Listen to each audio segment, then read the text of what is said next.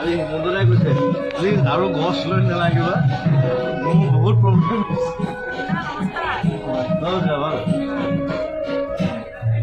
মই ধৰিম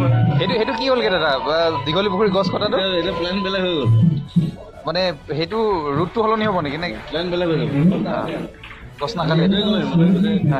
please plan treat নোসোমাব আৰু আকৌ মোৰ চাওক মানে ক'বই লাগিব আপুনি থকাৰ কাৰণে এইটো এটা সেইটো হয়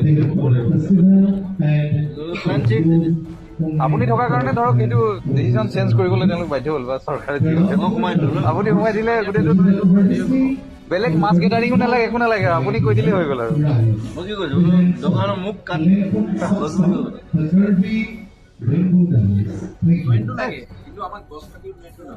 যি মন যায় মোক মাতিছে মই আহিছোঁ অ'কে মই একেধৰণে কথা পাতিম বিৰাট ভাল হয় ৰঞ্জনো মোৰ লগৰ একেলগে কৰা এইটোতো মোক দেখিলেই তোৰে আপুনি দুটামান হেৰি কথা কৈছিলে নহয় অথনি আহোঁতে কৈছোঁ তই থাকিবি নেকি আজি মই থাকিম বোলো ময়ো থাকিম ৰাতি মাছ খাবলৈ আহিম